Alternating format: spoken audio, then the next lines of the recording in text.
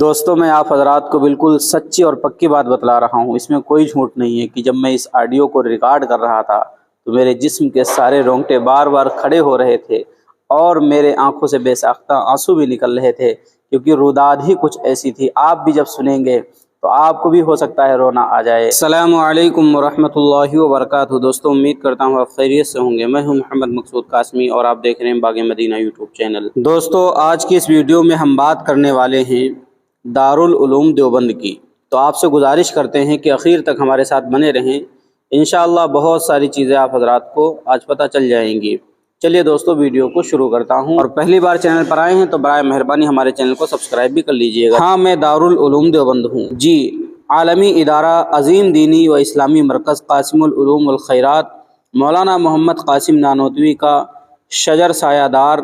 رشید احمد گنگوہی کا مسکن، حاجی عابد کے اخلاص کا تاج محل، حاجی امداد اللہ مہاجر مکی کے خوابوں کی تعبیر، مولانا یعقوب نانوتوی کی جد و جہد کا ثمرہ، مولانا ذوالفقار علی دیوبندی کا شاہکار، اشرف علی تھانوی کے علوم و فنون کا مخزن، انور شاہ کشمیری جیسا عظیم محدث پیدا کرنے والا، شیخ الہند محمود حسن دیوبندی کے پروانِ آزادی کی تعبیر، حسین احمد مدنی کے عزم و استقلال کا مرکز، قاری محمد طیب قاسمی کے صبر و تحمل، اعتدال و حلم و بردباری کا ترجمان، عبید اللہ سندھی کو مجاہد بنانے والا ادارہ، تبلیغی جماعت کے محرک مولانا الیاس کاندھلوی کی درسگاہ، مفتی اعظم ہند مفتی کفایت اللہ کی آماج گاہ، محدث جلیل خلیل احمد سہارنپوری کو متعارف کرانے والا، علامہ شبیر احمد عثمانی کو مشہور کرنے والا، علامہ ابراہیم بلیاوی کو پروان چڑھانے والا، اعزاز علی امروہوی کو ادیب دورہ بنانے والا، مناظر احسن گیلانی کو مورخ بنانے والا، محمد شفیع عثمانی کو مفتی اعظم بنانے والا، حفظ الرحمان سیوہاروی کو طاقت و قوت بخشنے والا، علامہ یوسف بنوری کو حدیث کا امام بنانے والا، منت اللہ رحمانی کو روحانیت بخشنے والا، ابو الحسن علی میاں ندوی کو مفکر اسلام بنانے والا، وحید الزماں کیرانوی کو زبان و ادب میں دسترس بخشنے والا، اسعد مدنی کو فدائے ملت بنانے والا، علامہ خورشید عالم عثمانی کو حدیث کا علم دینے والا، علامہ حسن باندوی کو بہترین مدرس بنانے والا، علامہ نعیم کو مفسر بنانے والا، محمد سالم قاسمی کو خطیب الاسلام کا لقب دینے والا، انور شاہ کشمیری کو فخر المحدثین بنانے والا، قاضی مجاہد الاسلام قاسمی کو بے مثال فقی بنانے والا، مولانا جمیل احمد سگروڑوی کو بہترین فقی اور عظیم شاعر بنانے والا، ترانے دارالعلوم دیوبند کے خالق مولانا ریاست علی بجنوری کو شاعر اسلام بنانے والا، قوم مسلم کو مولانا مرغوب الرحمن بجنوری جیسا درویش صفت محتمم دینے والا، فن حدیث میں ید طولہ رکھنے والے مفتی ابو القاسم نعمانی بنارسی جیسے ہزاروں چوٹی کے علماء اکرام کو علوم و معارف کی سند دے کر حضور اقدس صلی اللہ علیہ وسلم کے قول ما انا علیہ و اصحابی کی کسوٹی پر پورا اترنے اور فکر ولی اللہ پر قائم عالمی ادارہ ہوں۔ میری بنیاد 1857 کی جنگ آزادی میں ناکامی کے بعد انگریزوں کے تعلیمی نظام ایک ایسی جماعت تیار کی جائے جو رنگ و نسل کے لحاظ سے تو ہندوستانی ہو مگر فکر و عمل کے لحاظ سے عیسائیت کے سانچے میں ڈھلی ہو، کہ حربے کے بعد 30 مئی 1866 میں اسلامی تعلیمی نظام جو رنگ و نسل سے تو ہندوستانی ہوں لیکن قول و عمل کے لحاظ سے خالص اسلامی ہوں۔ کے تحت دیوبند میں قاسم العلوم والخیرات مولانا قاسم نانوتوی، حاجی عابد حسین اور دیگر رفقا کے ہاتھوں مسجد چھتہ میں انار کے درخت کے نیچے رکھی گئی۔ میری بنیاد صرف اس لیے رکھی گئی کہ یہاں سے جنگ آزادی کے لیے لڑنے والوں کی ایک ٹیم تیار کی جائے جو ہندوستان سے قابض انگریزوں کو اکھاڑ پھینکے، جس کے تحت ریشمی رومال تحریک سامنے آئی۔ اے کاش ریشمی رومال تحریک کامیاب ہو گئی ہوتی تو نقشہ کچھ اور ہوتا، لیکن ریشمی رومال کی تحریک ناکام ہو گئی اور برسوں آزادی کے لیے جد و جہد کرنی پڑی، اور مسلسل تگ و دو کے بعد آخرکار ہندوستانی عوام کے لیے وہ سنہرا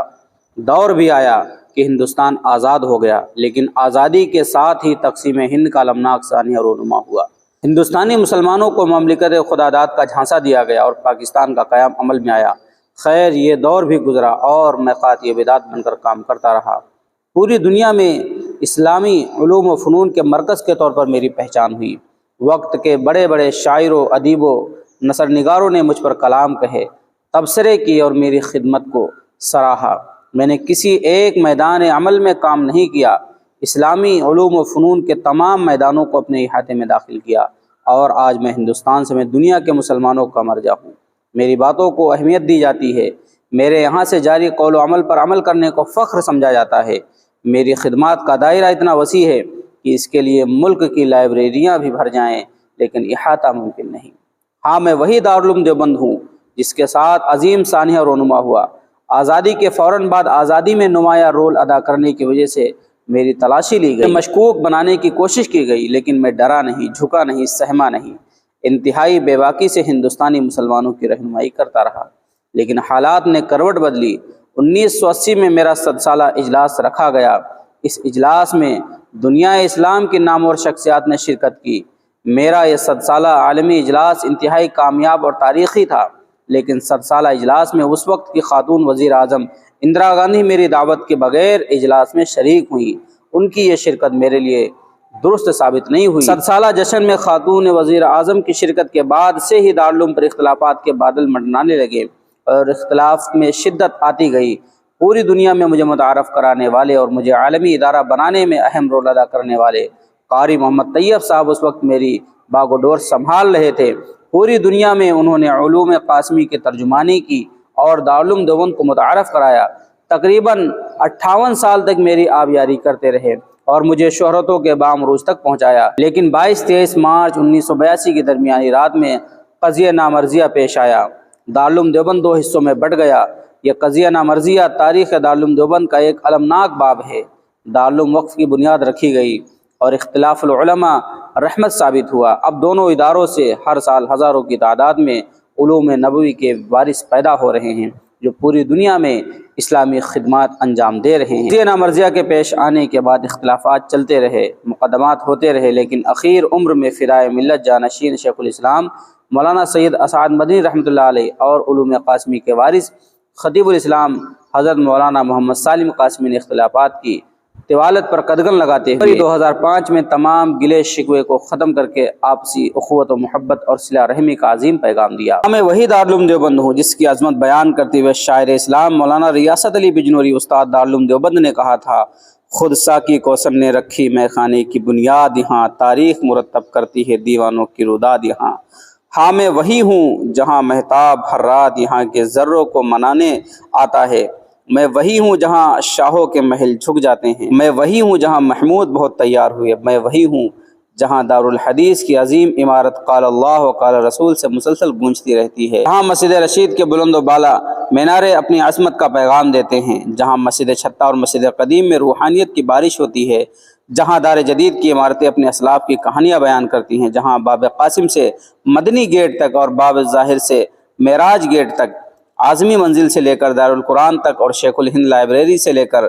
نودرہ و حاتم الاسری تک اسلامی علوم و فنون کی بارش ہوتی رہتی ہے، جہاں ہندوستان میں رہتے ہوئے اسلامی علوم پر دسترس رکھنے اور محب وطن ہونے کے بے باکی سے تعلیم دی جاتی ہے۔ میں سیاسی دباؤ کے بغیر خاندانی اجارہ داری سے دور مجلس شورا کا پابند عوامی ادارہ ہوں۔ ہاں، میں وہی دارالعلوم دیوبند ہوں جس نے جنگ آزادی میں نمایاں کردار ادا کیا، جو ہر فتنے کی سرکوبی کے لیے سب سے پہلے سینہ سپر ہوا، جس نے ہر مقام اور ہر موقع پر ہندوستانی مسلمانوں کی رہنمائی کی، جس نے دہشت گردی کے خلاف سب سے پہلے کانفرنس کی اور یہ ثابت کر دیا کہ دہشت گردی کا اسلام اور مسلمانوں سے کوئی تعلق نہیں ہے، لیکن مجھے پھر بھی بدنام کرنے کی کوشش کی گئی، دہشت گردی سے جوڑنے کی ناپاک کوشش کی گئی، مجھ پر سب و شتم کے تیر برسائے گئے، مجھے بند کرنے کی کوشش کی جا رہی ہے، آئے دن مجھ پر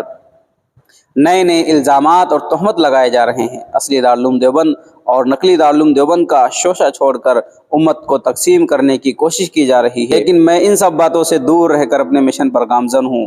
کیونکہ میری بنیاد ہی اس لیے رکھی گئی تھی کہ میں ہندوستانی مسلمانوں کی سربراہی کروں۔ میرے فرزند جس طرح سابق میں کوئی شیخ الہند بنا، کوئی شیخ الاسلام بنا، کوئی خطیب الاسلام بنا، کوئی مفکر اسلام بنا، کوئی محدث وقت بنا، کوئی علامہ بنا، کوئی مبلغ اسلام بنا، اسی طرح آج بھی عظیم محدث مفتی ابو القاسم نعمانی، مولانا سید ارشد مدنی، شیخ الحدیث مفتی سعید احمد پالن پوری رحمۃ اللہ علیہ، امیر المومنین فی الحدیث قاری محمد عثمان منصور پوری رحمۃ اللہ علیہ، علوم علامہ نعمت اللہ اعظمی، فن حدیث کے امام مولانا حبیب الرحمن اعظمی، حکیم محمد احمد فیض آبادی، تصوف کے امام علامہ قمر گورکھپوری، مسجد رشید کے معمار مولانا عبدالخالق مدراسی، بہترین ادیب و انشا پرداز مولانا عبدالخالق سنبھلی، جامع المعقول والمنقول مولانا مجیب اللہ گونڈوی، मुफस्सिर कुरान मौलाना शौकत अली बस्तवी, इमामुल मंतिक वल फ़लसफ़ा मुफ्ती खुर्शीद अनवर गयावी, अदीबुल असर मौलाना नूर आलम खलील अमीनी, तर्जुमान दारुल उलूम मुफ्ती अमीन पालनपुरी वगैरह पर दुनिया नाज करती है और इन्हें अपना कायद और रहबर तस्लीम करते हुए अपनी जबीन न्याज खम करती है। और इंशाअल्लाह जब तक मैं हूँ इस फ़िक्र पर गामज़न रहते हुए हिंदुस्तानी मुसलमानों के अकायद की हिफाजत, अखलाक व किरदात को संभालने, कौमी धारे से जोड़ने और मुहब्ब वतन शहरी बनाने की कोशिश करता रहूँगा। तो दोस्तों ये थी तहरीर नाज़िश हुमा कासमी साहब की। माशाअल्लाह बहुत ही अच्छी तहरीर लिखी है। अल्लाह तबारक व तआला इनकी मेहनत को कबूल फरमाए। तो दोस्तों ये थी रुदात दारुल उलूम देवबंद की। शायद आज वीडियो लंबी हो गई, लेकिन ऐसी ऐसी चीज़ें मुझे भी आज पता चली जो आज से पहले नहीं पता थी। खैर, अब आप हज़रात का इसके मुताल्लिक़ क्या कहना नीचे कमेंट कर दीजिए, और पहली बार चैनल पर आएँ तो सब्सक्राइब कर लीजिए। चलिए दोस्तों, फिर मिलते हैं इंशाअल्लाह जल्द ही किसी नए वीडियो में किसी नए टॉपिक के साथ। अस्सलामु अलैकुम व रहमतुल्लाहि व बरकातुहू।